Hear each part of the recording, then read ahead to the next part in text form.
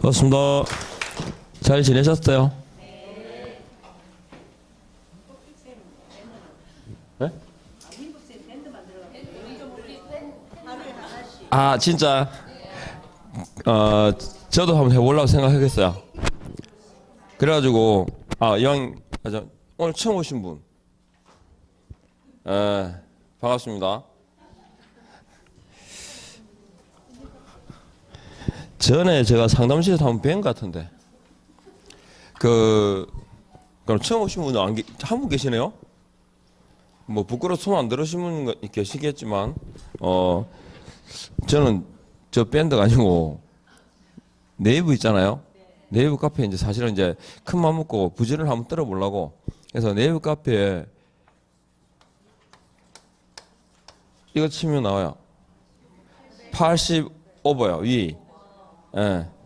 80 이상이 목표니까 우리는 그래서 80주 이상 받게 하려고 그날 이제 강의하면 한 주 강의하고 뭐 이래가지고 어쨌든 지금 사실은 아무것도 없어요.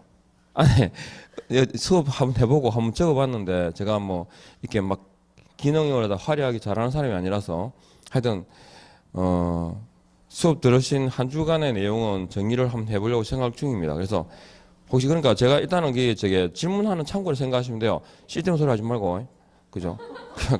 그냥 궁금하신 게 수업 듣다 보면 이렇게 개별적으로 질문하시기 그런 거 있잖아요, 그죠? 예, 그런 경우는 그냥 뭐 우리끼리 뭐 공부하는 거니까 뭐 올리시면 제가 답변은 성실히 해드리도록 하겠습니다. 그리고 가능하면 암기해야 될 거라든가 그런 것들은 가능하면 정리를 해가지고 그냥 그 수업에 그냥 한 주 수업 들으시고 그런 거 조금 설명을 부족하시거나 이러면 제가 뭐 글을 써서 올리든지 어떻게 할 거니까 그래서 한번 부진을 들어보려고요. 얼마나 갈지 몰라요 사실은. 작심 3일이니까 뭐 3일이면 가겠지. 자 어쨌든 열심히 해봅시다.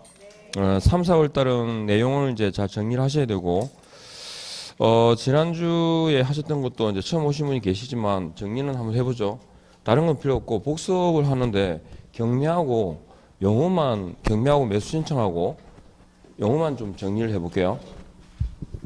일단 우리가 이제 경매라는 부분도 이제 진도 상관없이 가는 거니까 경매라는 게 큰 이제 광의의 경매가 있고 협의의 경매가 있는데 통상 우리가 경매라고 하는 건 이걸 얘기하죠. 법원 경매를 말합니다. 법원 경매는 그 강제 집행의 권한이 되는 이 집행 권한 그러죠. 집행 권한에 의해 가지고 그러니까 이건 뭘 말할까 판결문이죠. 사실은 이 판결문에 의해 가지고 이루어지는 경매가 뭡니까? 강제 경매입니다. 강제 경매고 그리고 이제 은행에다가 건저당을 설정하고 돈을 빌리잖아요. 그래서 건저당이라든가 저당권 등 이제 변제기가 도래하면 즉 돈 갚아야 될 때가 되면 돈 갚아야 되잖아요. 그죠? 돈을 안 갚으면 그 변제기가 도래한 담보권 있죠. 건저당이라든지 저당권이라든지 등등 이 담보권에 기해서 이루어지는 경매가 임의경매 이거 이제 담보권 실행을 위한 경매라고 얘기합니다. 이 정도는 아시죠? 그죠? 그러니까 우리가 실질적으로 경매라고 해서 이걸 말합니다. 담보권 실행을 위한 경매 그리고 이제 등기부상에 지금 현재는 건저당이다라고 생각하시면 돼요. 그래서 임의경매 그럼 이 경매다 했을 때 기본 특징은 좀 정리하셔야 되고 그럼 이제 강제경매와 임의경매 할 때 기준은 뭐라고 임의경매를 기준 잡으시면 돼요. 그러니까 담보권에 기해서 이루어지니까 담보물을 제공했을 거고 그럼 담보물이라는 특정 재산에 대해서 이루어질 거고 즉 물건에 대한 책임을 말합니다.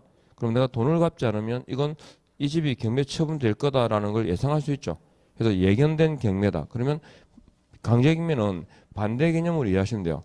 물적 책임이니까 이건 인적 책임. 특정 재산이니까 일반 재산. 예견된 경매, 비예견된 경매. 아셨죠? 이게 반대로 이해하시면 돼요. 그리고 법원 경매의 장점은 물량이 많습니다. 종류가 많고 물량이 많은데 장점은 가격이 뭐다? 저렴하다. 가격이 싸다 하는 거고 그리고 공적 경조, 공적 규제를 면제한다. 가장 대표적 경우가 토지거래 허가를 받지 않습니다. 토지거래 허가를 받지 않는다. 그러니까 경매가 만일 이게 투자 가치가 있는 그 땅 같은 경우 대상물이라면 경쟁이 치열하겠죠, 그죠? 경쟁이 치열하다는 말은 시세를 충분히 반영한 금액 이상으로 올라갈 거라는 얘기죠. 그러면 차익이라는 게 별 가능성이 없잖아요, 그죠? 그래서 토지거래 허가를 면제한다 보시면 돼요. 그 다음에 공매가 나오는데, 공매는 대표적으로 이게 어디서 캠코 있죠? 자산관리공사라 들어보셨죠? 네, 자산관리공사입니다. 이 자산관리공사에 의해서 이루어지거나 지방자치단체, 지자체에 의해서 이루어지는 게 공매인데, 이 공매는 대표적으로 우리가 얘기하는 건 이제 수탁부동산이 있습니다. 수탁부동산 공매라는 거고요. 그 다음에 국세지방세 체납에 따라서 이루어지는 압류부동산 공매, 이렇게 크게 볼 수 있는데, 보통은 이제 요 수탁부동산 공매 요걸 기준으로 보통 이제 개념 특징을 잡습니다. 일단은 법원 경매 과정을 거쳐 넘어오기 때문에 그 공매 입찰하는 사람이 해당 물건에 대한 권리 분석할 필요가 없어요. 즉, 뭐 권리에 뭐 부담해야 될 게 뭐가 있고 이런 걸 생각할 필요가 없어요. 그래서 권리 분석에 부담이 적다. 권리 분석에 부담이 적다. 이거하고, 그 다음에 그 수탁부동산 같은 경우에 그 물건에 대한 명도 책임이 자산관리공사 등에 있습니다. 그러니까 그 입찰하는 사람이 그걸 낙격납받아가지고 해당 목적물을 명도받기 위해서 이런저런 절차를 거치지 않아야 된다. 그래서 명도 책임의 부담이 적다. 그리고 대금 분납이 가능합니다. 이렇게요. 근데 이제 앞서 이제 지난 시간에 말씀드렸지만 여기 압류부동산 이건 공매잖아, 그죠? 근데 압류부동산 공매는 경매와 절차가 동일합니다. 성격이. 그러니까 압류부동산 공매는 공매라는 그죠 표현을 쓰지만 실제 뭐랑 같다? 경매와 같다. 그러니까 이 공매 물건은 온비드라는 사이트가 있거든요. 물론 온비드 전자입찰이라는 뜻입니다. 아셨죠? 그래서 온비드 전자입찰을 할 때 보시면 그 대표적 경우가 이게 많아요. 수탁부동산 공매보다도 압류부동산 공매 같은 것들이 쭉 올라와 있어요. 근데 이 경우는 대금 분납이 아니라 똑같아요.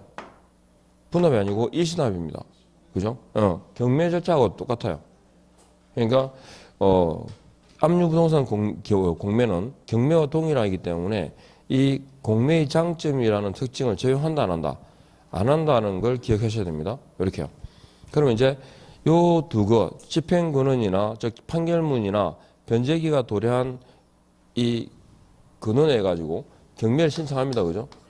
이제 경매 신청과 관련된 요 절차를 잠깐 보시면 용어들이 쭉 나오는데 익숙하게 기억하고 계셔야 될 게 일단은 경매라고 할 때 법원 경매 공고를 딱 보면 그게 뭐가 나오냐면 감정가하고 감정가는 이게 확인을 해야 나오는 거고 최저 매각 가격이라고 나와요. 최저 매각 가격 용어가 그러면 최저 매각가가 뭐냐면 매각될 때 그죠 최소한 이 금액 이상으로는 팔려야 된다. 뭐 채무를 변제하려면 아셨죠? 그러니까 여러 가지 정황 등을 감정평가는 보통 시세 등을 반영하지 좀 오버되어 있죠.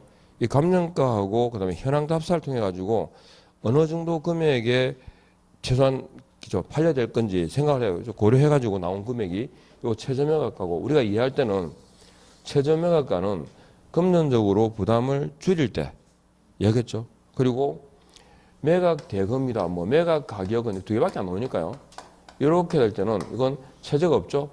금전적으로 부담을 주고자 할 때입니다. 그러니까 보증금이 우리가 두 개가 있거든요. 내가 그 물건을 살게 라고 하면 즉 매수 신청을 하는데 말로만 사겠다 그러면 못 믿잖아요. 그래서 돈을 걸어야 돼. 그래서 그게 뭐냐면 매수 신청 보증금이에요. 그러면 매수 신청 보증금은 이거는 경매에 입찰하기 위한 문턱이라 보면 돼요. 문턱은 높은 게 좋아요? 낮은 게 좋아요? 낮아야 막 들어갈 거 아니에요. 그죠? 그래서 매수 신청 보증금은 둘 중에서 뭘 선택하겠습니까?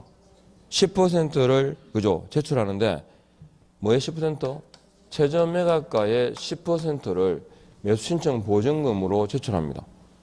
그죠? 그러면 이게 경락받게 되면, 낙찰받게 되면 그 돈이 합쳐져서 입금해야 될 돈이 되고, 그러면 떨어지면 그대로 그죠? 반환을 시킵니다. 예, 그래서 매수 신청 보증금은 모든 입찰자에게 동일하다. 맞죠? 그죠? 예전에 매수 신청 보증금은 최저 매각가의 10%였는데, 이제 지금은 그렇잖아요? 근데 예전에는 매수가의 10%였어요. 내가, 그러니까 매수가 혹은 응찰가, 내가 써내는 금액의 10%니까 그 입찰한 사람들의 보증금이 다 달랐어요. 그죠? 그러니까 어떤 그러면 이 말 하면 되지. 어떤 하여튼 공 같은 사람이 형 그 돈을 갖다 했잖아요. 그걸 돈을 봉투에 집어넣어 가지고 입찰한 사람이 있어요.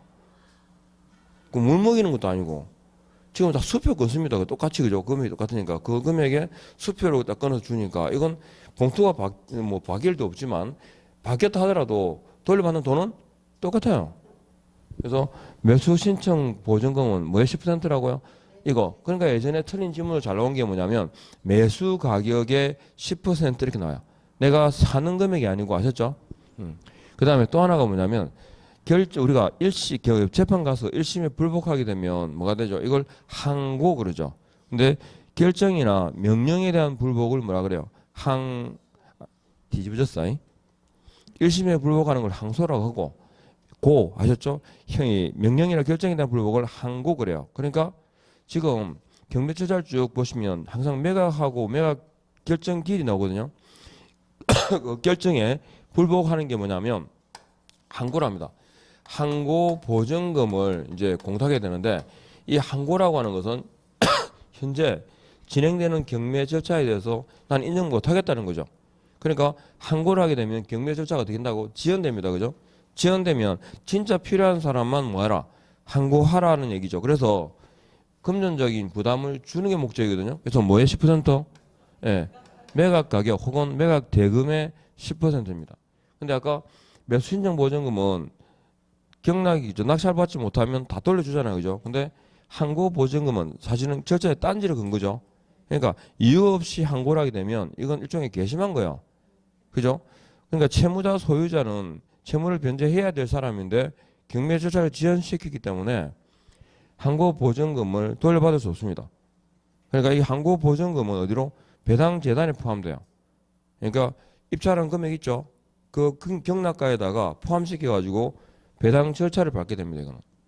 그러니까 채무자 소유자는 어떻게 한다고? 몰수. 그 외의자도 또 항고하겠죠. 그죠? 그런 경우들은 연 20% 이자가 있습니다. 여기에 전체 그러면 연 20% 이자 중에서 항고해가지고 기각될 때까지의 기간이 있거든요. 그 일수만큼을 공제하고 돌려줍니다. 어쨌든 금전적으로 부담을 일정 부분 제하고 혹은 안 돌려주니까 이유 없이 뭐 하지 마라? 항고하지 마라는 얘기입니다. 그래서 요 보증금이 두 개가 있으니까 이것도 자주 나오는 질문이고 그 다음에 경매를 할 때 보면 세매각이 있고 재매각 들어보셨죠? 재매각은 경매 기본 이제 순서에 보면 이렇게 있어. 경매는 매각 기일을 중심으로 이루어지거든요. 매각 기일을 중심인데 요건 부동산이 뭐 되는 날이다? 매각, 팔리는 날입니다. 그러니까 매각되는 날인데 이 매각 기일은 언제 공고를 하냐 그러면 최소한 매각 기일로 정한 날에서 14일입니다. 14일 전에는 뭐 한다? 공고를 해야 됩니다.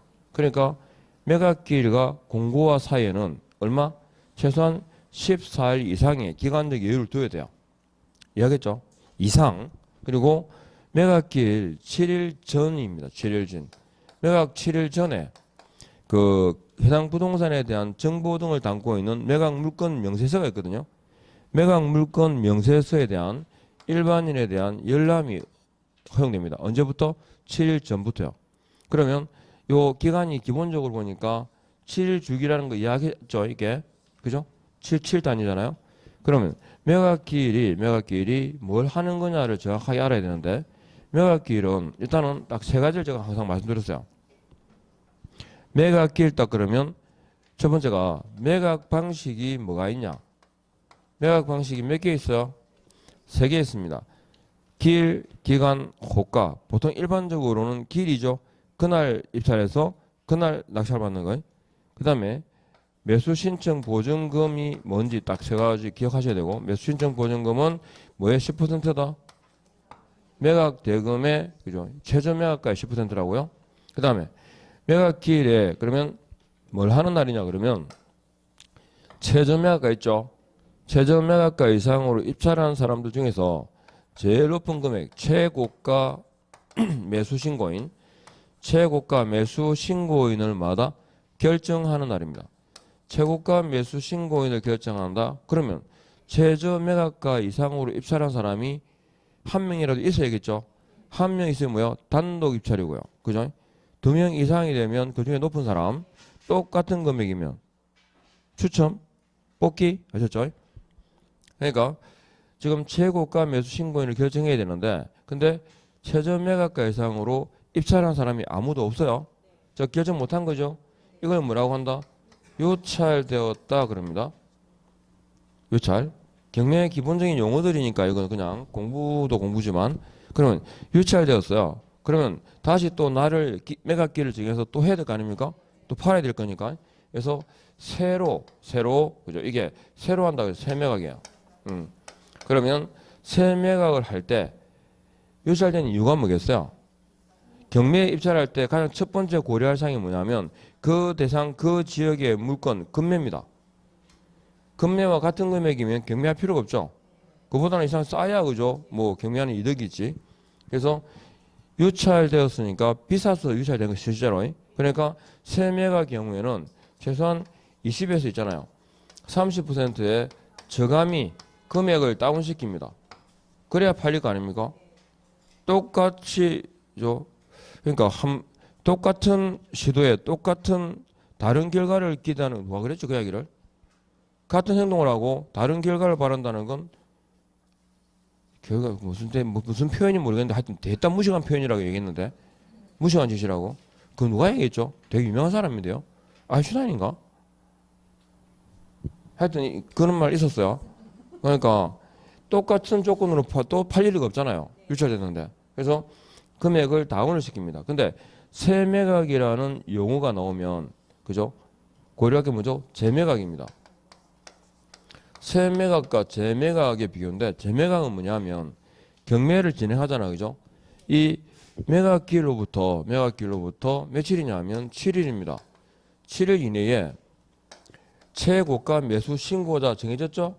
이 사람에 대해서 매각을 허가할까 말까 라는 걸 결정하는 날입니다. 이게 종전의 매각기 입찰기일이면 이게 종전의 낙찰기일하고 같은 거예요. 그래서 매각 여부는 뭐 한다고? 결정하는 날입니다. 자, 기억하셔야 됩니다. 매각 결정기일입니다. 그러면 매각 여부를 결정한다. 뭘 보고? 공적 정명을 확인하고요. 그러니까 만일에 매각 대상이 농지였다면 매각 결정은 뭘 보고? 농지를 취득할 자격이 있는지를 확인하고 결정하겠죠. 그게 뭐냐면 농취증입니다. 농지 취득 자격 증명이죠. 농취증을 확인하고 매각 여부를 결정한다. 그러니까 저는 공적 증명은 매각 기일에 제출합니까? 매각 결정 기일에 제출합니까? 결정 기일에 하셨죠? 그래서 경매 절차상에서 매각 결정 기일이 나오는 경우는 요 농취증 하나 있습니다. 즉 적어 나올 때 매각 결정 기일이라는 게 나옵니다. 그러니까 들어요. 여러분 시험 딱 나왔어. 배당 요구 종기가 언제냐라고 나왔어요. 그러면 첫 매각 결정 기일이겠어요? 첫 매각 기일이겠어요?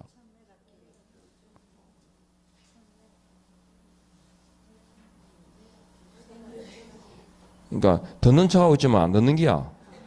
그죠? 처음 오신 분은 있잖아요. 하나도 긴장할 필요가 없어요. 스트레스 받을 필요도 없어요. 아는 것처럼 앉아있지만 몰라요. 그러니까 결정기일 이거는 언제 나온다고? 농취증 나올 때만 나와. 그러니까 배당 요구 종기는 언제겠어요? 첫 매각기일 이전에요. 일단 털렸다는 거 알겠죠, 그죠? 매각 결정기일이 나오면 그러니까 이게 이렇게 바뀌어 나와요 이게. 그러니까 매각 결정기일을 즉 낙찰기일이고 결정합니다. 그러면 결정에 대한 불복이 뭐라 했죠? 항고를 했어요. 명령이나 결정에 대한 불복이 항고인데 그 수시항고하고 적시항고라는 게 있거든요. 근데 항고 중에서도 불변기일인 7일 이내에 이루어지는 항고를 뭐라 한다? 적시 항고라고 합니다. 그러니까 적시 항고가 되면 아까 보신 것처럼 뭘 공탁하죠? 항고 보증금을 공탁합니다. 뭐에 10%? 매각 가격의 10%를. 근데 항고를 했는데 이유 없다. 이게 뭐죠? 기각입니다. 기각되면 이제 매각 여부가 확정되겠죠? 확정되면 그때 이제 뭘 하느냐? 대금을 있잖아요. 매각 대금을 납부해야 되는데 대금 납부 기한제입니다. 대금 납부 기일제가 있고 기한제가 있는데 우리는 대금 납부 기한을 정합니다. 그러니까 오늘이 3월 5일이죠. 3월 5일이 대금 납부 기한이면 기한이고 기일인데 기일제라면 돈이 있어도 언제 납부해야 돼요? 3월 5일. 그러니까 기일을 한자로 풀면 그 날로 읽으시면 돼요. 아셨죠? 돈은 언제? 3월 5일 그날 납부하는 게 뭐라고? 대금 납부 기일제예요. 그러니까 소유권 취득이 우리는 대금 납부의 효과, 확실한 효과가 뭐죠? 소유권 취득입니다. 경매로 인해서 소유권을 취득하는 때는 언제라고? 대금 완납일이죠. 그러니까 3월 5일이 됩니다. 그죠? 그런데 기한제는 보통 매각 여부가 그죠? 기각되고 확정되면 그날부터 한 달 내로 정하거든요. 보통. 그러면 한 달 내니까 3월 5일인데 이 사람이 2월 10일 날 돈 납부했어요. 그럼 소유권 취득은 2월 10일입니다. 경매 절차에서 소유권 관계가 확정되는 때가 빨라지죠. 그러니까 그 경납받은 사람은 권리 행사를 할 수 있고요. 그리고 불안정한 상태가 없어져요. 왜냐하면 대금 납부 기일을 정하지만 이 대금 납부하기 전까지는 경매 취하가 돼요. 왜냐하면 경납받아서 확정됐지만 아직까지 소유권 변동이 안 일어났기 때문에 아셨죠? 경매 취하가 되거든요. 그러니까 권리행위를 빨리 확정시켜가지고 주권 주고 받은 건 받고 아셨죠? 이렇게 정리를 하자는 거지. 그래서 기일제에서 뭐로? 기한제로 바꾼 겁니다. 그런데 대금을 납부해야 되는데 대금을 납부를 안 합니다. 대금 미납으로 인한 경우를 뭐라 한다? 재매각입니다. 근데 재매각은 한번 팔렸어 안 팔렸어? 팔렸어. 팔렸으니까 팔렸잖아. 팔렸는데 그러면 그대로 조건 또 나가도 또 팔릴 가능성이 있어. 그죠? 그러니까 재매각은 종전 매각 조건 그대로 나가요. 그런데 종전의 매수자는 입찰할 수 있을까 없을까? 그죠? 재매각하는 이유가 뭐요? 지 때문인데. 맞잖아요. 그죠?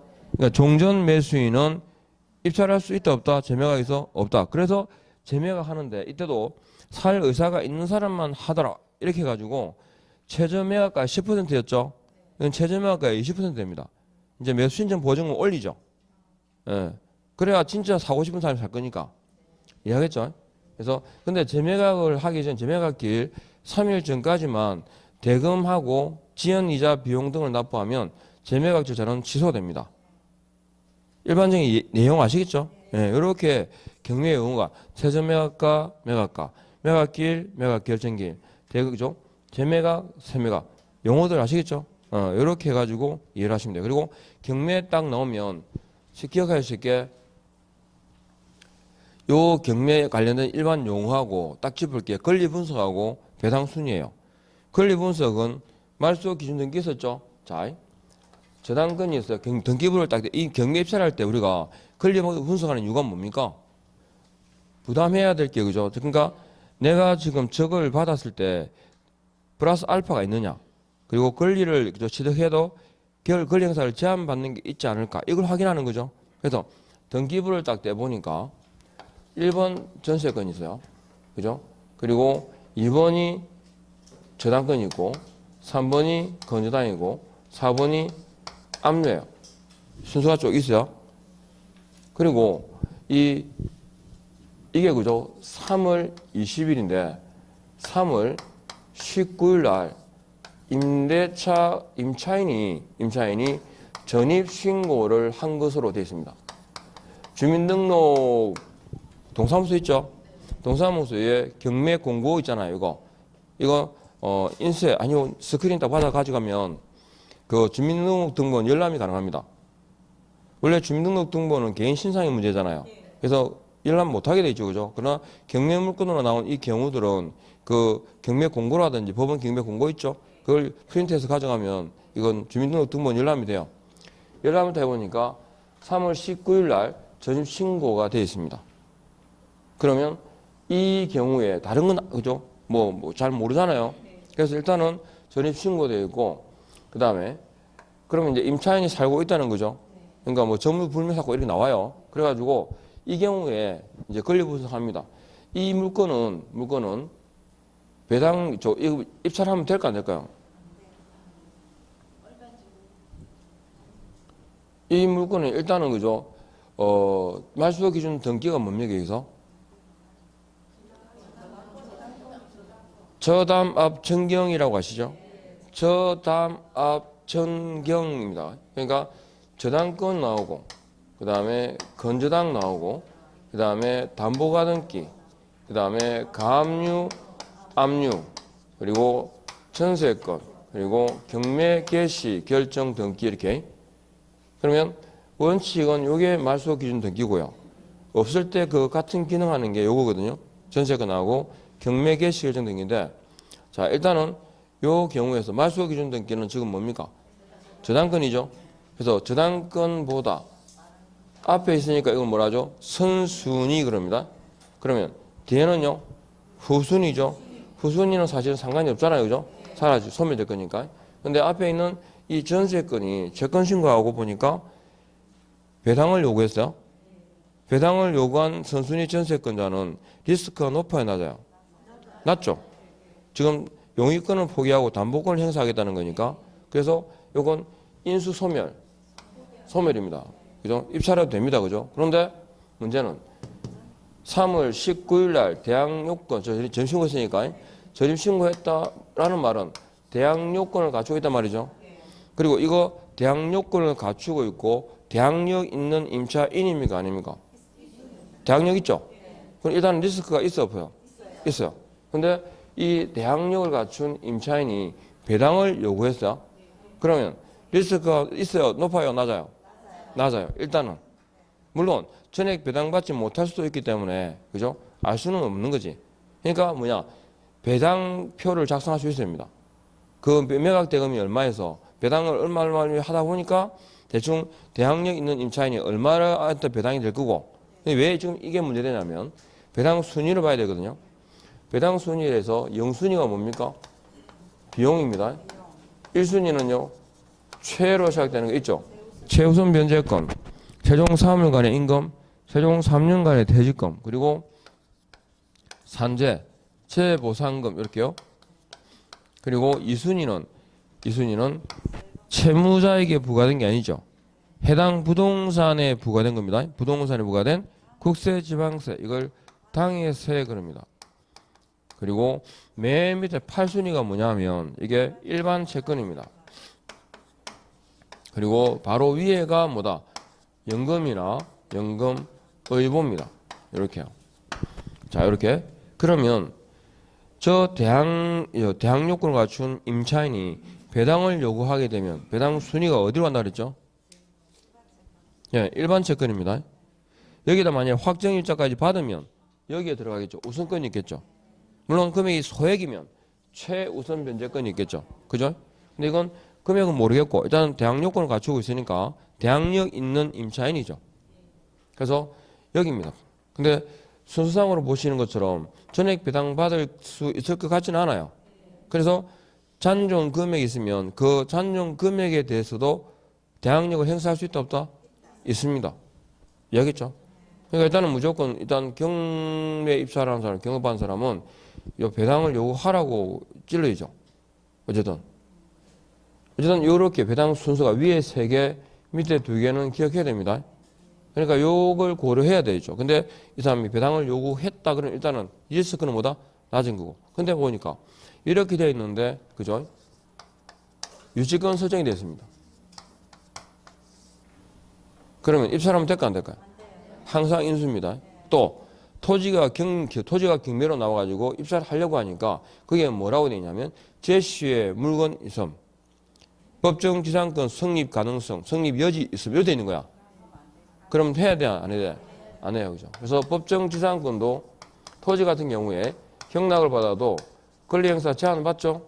그 다음에 임야를 매수한다 보니까 임야에 보니까 그죠? 봉분들이 쭉 모였습니다. 옛날 같은 경우는 진짜 알 수가 힘들었거든요. 한번 입찰 산에 갔다 꼭대기 올라갔다 내려갔다 몇 분 하고 나면 뭐 입찰하고 자시고 뭐. 근데 지금은 쉬워요. 구글이나 등등 있잖아요. 그죠? 그 포털에서 위성 사진 있죠? 딱 보면 시기적으로 찍거든요. 겨울 사진 딱 보면 대략 보여요. 어떻게 임야가 어떻게 있는지. 요새는 원체 사진도 좀 잘 나와서. 그래서 요거 분묘 기지권 성립 여부. 그러니까 우리가 상가 같은 경우도 물건 나올 때 좀 오래된 거 있잖아요. 그죠? 그러면 그거 있잖아요. 그러니까 포털 가가지고 그 도로 사진 있죠? 도로 사진 위치 딱 찍어가지고 도로 사진을 한번 봐봐요. 근데 그 가게가, 그죠? 탁탁탁 걸려가면 시기적으로 다 나오거든요. 그 앞에 뭐가 있었고, 뭐가 있었고, 뭐가 있었고 다 나와요. 그러니까 자꾸 바뀐다는 건 뭐야? 장사도 안 된다는 거고, 그 앞에 업종들이 뭘 했는지 보면 들어가서는 안 되는 업종들이 있어. 아셨죠? 그러니까 그것도 활용을 하시면 재밌어요, 그것도. 어쨌든 유치권, 법정지상권, 분묘기지권 요 세 가지는 뭐다? 인수입니까, 소멸입니까? 인수하는 권리다, 그죠? 이렇게 저남 앞 전경은 항상 소멸하는 거고, 그리고 배당 순위까지 이렇게 기억하시면 기본적인 내용은 정리가 돼요. 아셨죠? 네. 그 다음에 매수 신청 대리가 나왔는데 그것도 역시 이것도 이렇게 하면 양은 긴 것 같지만 한 문이 나옵니다. 그러니까 기본적으로 지금 말씀드린 이 정도 내용만 가지고 정리하시면 돼요. 자꾸 깊이 들어갈 필요 없어요. 깊이 들어가도 한 문제요. 두 문제도 안 나와요. 자, 그 다음에 매수 신청 대리에 관한 문제도 공인중개사법에 사실은 내용을 잘 알아야 기본이 되거든요. 그러면 공인중개사법의 내용하고 매수 신청의 경우하고로 비교를 좀 하셔야 되는데 일단은 공인중개사법상에 등록관청이 들어갈 자리에 뭘 집어넣는다? 지방법원장을 넣었죠. 지방법원장. 그리고 공인중개사법상에 국토교통부 장관이 들어갈 자리에 이런 법원행정처장을 넣으시면 돼요. 법원행정처장. 그리고 공인중개사법상하고 매수신청하고 가장 큰 차이가 뭐냐면 요거 등록을 하고 뭡니까? 보정을 설정합니다. 근데 여기는요. 보정을 설정하고 난 다음에 등록한다. 시점 꼭 기억하셔야 되고 그 다음에 이 실무교육 있죠. 실무교육은 공인중개사법상의 실무교육과 매수신청의 경매실무교육은 별개다. 그죠? 그러니까 공인중개사법상의 시도지사가 실시하는 실무교육을 받아도 매수신청에 대한 경매실무교육은 별도로 받아야죠. 누가? 법원행정처장이 지정하는 교육기관에서 실시하는 이렇게 되어 있습니다. 그리고 공인중개사법상의 등록 신청에 대한 처리는 7일입니다. 여기는요 14일 내에 처리하게 되어 있습니다. 그 다음에 공인중개사법상에 보존한다 그러면 3년, 5년짜리가 있거든요. 근데 매수신청에서는 보존한다 그러면 무조건 5년입니다. 확인설명서 3년이죠. 여기는요 5년입니다. 사건카드 비치 보존 몇 년? 5년입니다. 딱 그렇게 정의하시면 돼요. 5년. 그리고 공인중개사법상에는 영수증이 있어 없어요? 없어요. 근데 여기는 영수증이 있어요. 그것도. 그리고 인장도 가끔 나오거든요. 자, 공인중개사법상의 인장은 등록해야 되죠. 등록을 해야 되는데 매수신청에 인장 등록한다 안 한다? 안 합니다. 공인중개사법상에 등록한 인장을 그대로 사용한다. 이것도 특징입니다. 아셨죠? 그 다음에 단락단락해서 암기를 해야 될 게 몇 개가 있는데 지문에 보면 자 그리고 매수신청은 공인중개사법상에 개공으로 문제가 있을 때는 할 수 있어 없어요? 없어요. 그러면 매수신청 대리 등록할 수 있는 자가 누구예요? 공인중개사예요? 개공이에요? 개공이죠. 개공 중에서도 누구예요? 공인중개사인 개공과 법인인 개공이에요. 부치상 개공은 돼? 안 돼? 안 돼요. 근데 그게 포인트예요. 딱 기억하셔야 되고 그 다음에 제일 중요한 게 뭐냐면 매수신청 대리의 업무 범위예요. 매수신청 대리의 업무 범위 딱 그러면 기억나는 게 뭐 있습니까? 우, 차, 입, 보입니다. 이거 꼭 기억해야 됩니다. 이게 제일 중요합니다. 그 매수신청 대리를 토탈해가지고 가장 중요한 걸 하나를 꼽으면 저겁니다. 우, 차, 입, 보. 우가 뭐예요? 우선 매수 신고입니다. 우선 매수 신고. 우. 차는 차순위 신고와 차순위 매수 신고 지위 포기. 아셨죠? 입. 입찰표 작성 및 제출. 보. 보증의 제공과 보정 반환 신청 행위를 말합니다. 근데 이거는 이거예요. 경락받고 난 지금 이 우차입보 내용은 입찰장에서 그죠 하는 일련의 행위들이에요. 그러니까 경락받고 난 이후의 과정들은 대리 범위에 포함된다 안 된다. 예를 들어서 대금 납부, 예? 되겠어요 안 되겠어요? 대금 납부, 그다음에 항고, 인도 명령, 명도 소송 이런 거는 요 범위에 들어있지 않습니다. 우차입보. 그럼 우차입보는 반대로 뭐예요? 금지되지 않는 것은 물으면요. 우차입보입니다. 매수신청 대리 업무를 겸하는 기업 공인중개사에게 금지되는 행위가 아닌 것은 답은 우차입보입니다. 그 다음에 기억해야 될 게 이후 취정문이라 했어요. 발생일부터 10일 이내에 신고해야 되는 항목이 있거든요. 10일 내에 신고한다 그러면 뭐라고? 이후 취정분 그랬습니다. 이전 신고, 휴업 등 신고, 취소는 2개. 등록 취소, 자격 취소. 아셨죠? 자격 취소, 등록 취소, 정지, 업무 정지, 자격 정지, 분사무소 설치. 아셨죠? 이후 취정분 이렇게. 네? 취소 사실을 신고한다고요. 취소 사실을. 등록 취소. 왜? 등록 취소는 누가 합니까? 등록 취소는 누가 하겠어요? 등록관청해야지. 근데 지방법원장이 어떻게 알겠어? 뭐 말하겠죠? 그래 신고한다니까. 왜냐하면 등록 취소가 되면 매수신청 대리 등록도 뭐야? 동시에 날아가야 돼요. 그래서 이후 취정분이고 그 다음에 또 하나 암기하실 게 뭐냐면 취재정분 그래서 취재정표 이게 뭐겠어요? 등록 취소를 받으면 취소는 제거하고 하셨죠? 법원 등 명칭의 표시를 제거해야 됩니다. 정지를 받으면 출입문에 표시해야 된다. 취재정표 이렇게요. 취소는 제거하고 정지는 표시한다. 근데 이게 바꿔놓거든요. 등록 취소 처분을 받은 때는 출입문에 그 사실을 표시하여야 한다. 이렇게 나오거든요. 여기 있죠? 취재정표 요거하고 그 다음에 지도감독과의 관계 그것도 그림을 통해서 말씀드릴게요. 뭐냐면 일단은 우리가 누가 누구에게 어느 위치에 뭐가 있는지를 보시랬죠. 자, 공인중개사 협회 있잖아요. 협회에 대한 공인중개사법상의 감독관청이 누구였죠? 국장이죠. 국장이 들어갈 자리에 뭘 집어넣어라? 법원행정처장을 넣으시면 됩니다. 그래서 협회에 대한 감독권은 누구한테 있다? 법원행정처장에게 있습니다.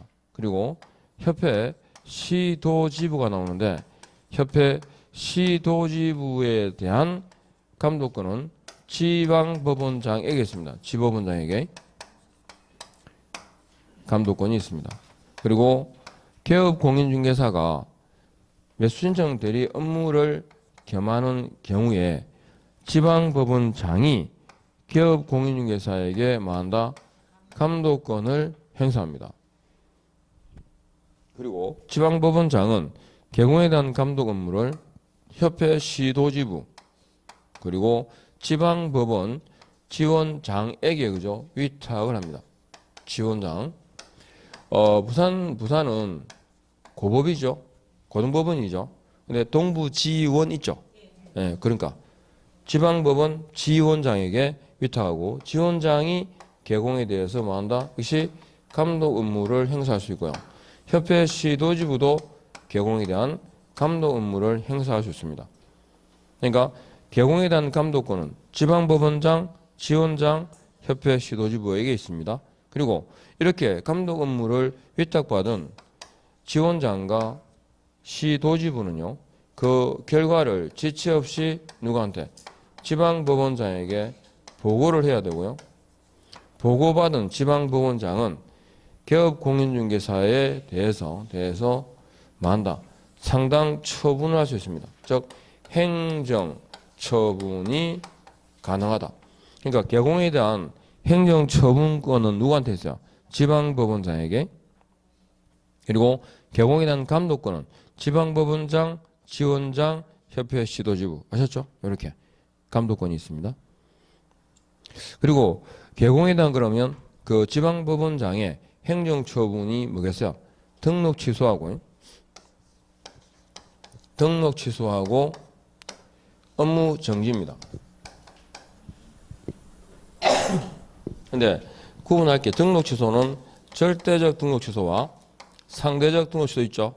그런데 차이점 이겁니다. 업무 정지가 절대적 업무 정지와 상대적 업무 정지 종류 몇 개 있다고? 2개 있다라는 게 특징입니다. 그리고 공인중개사법상의 업무 정지는 얼마를 초과할 수 없죠? 6월을 초과하지 못한다라고 되어 있는데 여기는 1월 이상 얼마? 2년 이하입니다. 1월 이상 2년 이하의 기간 동안 업무 정지를 명한다, 명할 수 있다 이렇게. 둘 다 아셨죠? 둘 다. 공인중개사법에서 명한다 그러면 틀리죠?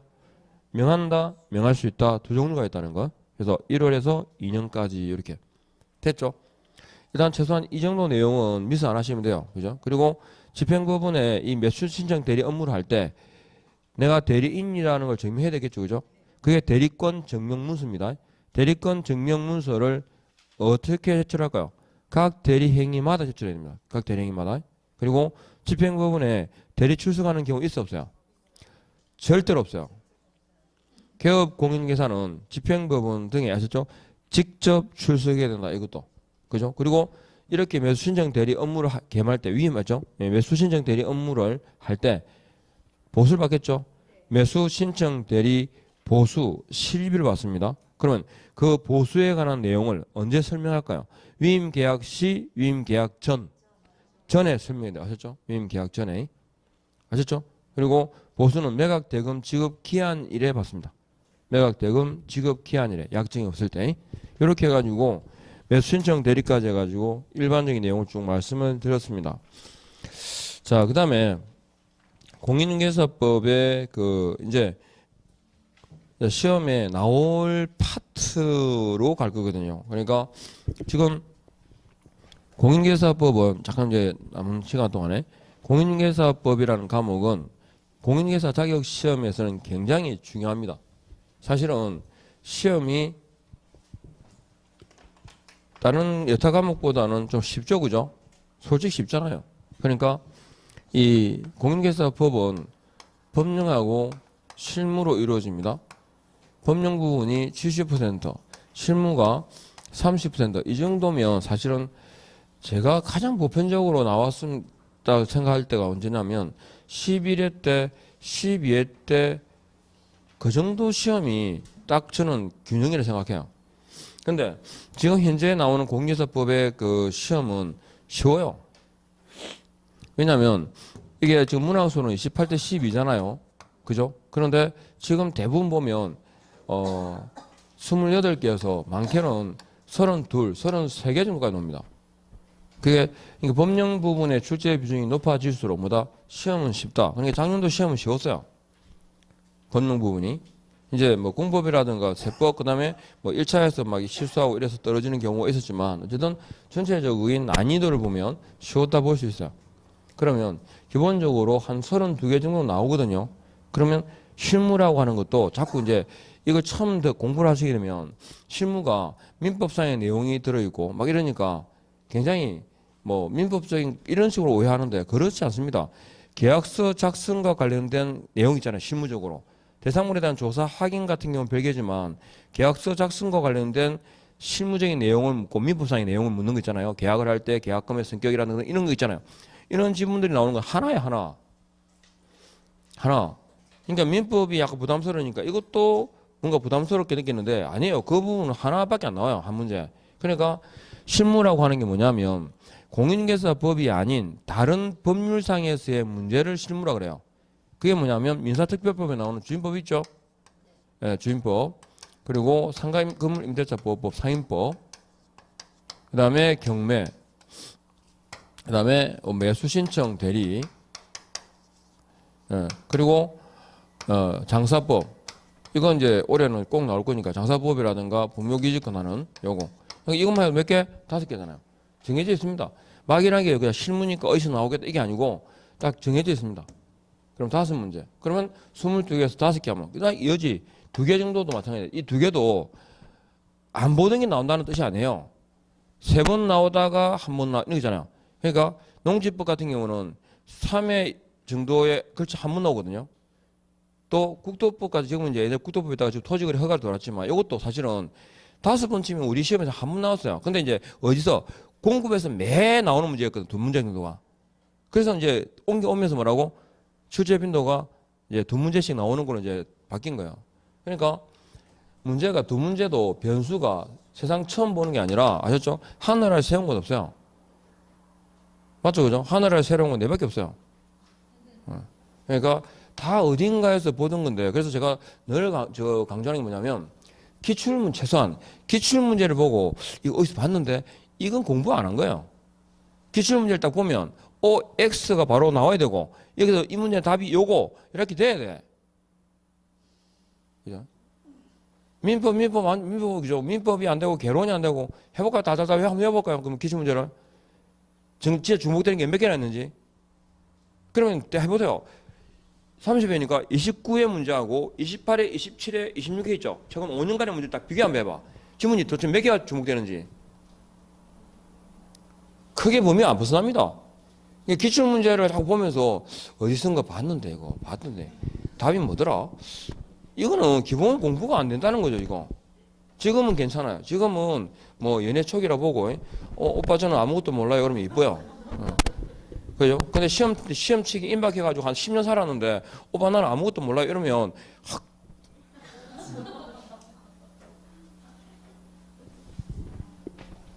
지금은 괜찮아요. 오빠 저는 아무것도 몰라요. 그래도 귀엽게 봐줘요. 아니 한 9월달 돼가지고 있잖아요. 와 그죠? 그때 그런 거 있잖아요. 그때 꼭 그런 거 있죠. 아 이제 스트레스 받아갖고 나 당신하고 못 사귀겠다. 이러면 이거는 이제 내일 모레 결혼할 판국에 지금 식장에 들어가야 되는데 아시겠죠? 그러니까 뭐 7월달 돼가지고 꼭 거의 합니다. 한 번씩 고비가 오거든요. 결혼 전에도 그죠? 결혼 전에도 혼수 맞추면서 한 번 대판 싸우고 웨딩 촬영할 때 한 번 싸우고 톤이 올라가는 이유가 있습니다. 웨딩 촬영할 때는 저기 태종대하고 제가 진짜 그거 지금 미안하니 왜냐면 친구가 그 찍새가 있어가지고요. 찍새 아시죠? 찍새가 있어가지고 일을 또 맡기더니 이놈의 청춘이 사진을 필름 다 태워먹는 거야. 또 찍을 게 어쩔게야. 그래 필름이 나만 몇 개밖에 없는 거야. 그래가지고 그것만 가지고 사진을 갖다가 웨딩 그 집을 만들었죠. 사진집을. 근데 웃기는 건 웨딩집 그거 도대체 살아가면서 몇 번 보는데 안 봐요. 지금 뭐 이렇게 하고 그냥 둘이서 어디 놀러 다니면서 예쁜 사진이라도 좀 찍어놔면 되지. 그 옛날에 사진도 얼마나 떡칠해가지고 분장을 해가지고 인간 내가 모르게. 자 어쨌든 다시 한번 한 30분 되면 찍어보지 생각해보지 뭐. 어쨌든 아셨죠? 그러니까 새로운 건 없어요. 그러니까 항상 지금 생각하실 거 뭐냐면 수업 시간에 딱 들으시는 거 있잖아요. 그죠? 그 내용이 다라고 생각하시면 돼요. 더 벌리지도 마시고 내가 이게 시험 보기가 5개가 질문이 있잖아요. 그 질문 5개를 다 알아야 답을 찾지는 않아요. 명확하게 내가 몇 개만 3개만 알면 답은 찾아져요. 그렇게 자꾸 본인을 아셨죠? 예, 설득을 하세요. 자꾸 뭔가를 하고 싶으면 안 해도 돼. 아셨죠? 예. 좀 쉬었다가 이제 본문으로 들어가겠습니다. 좀 쉬었다 하겠습니다.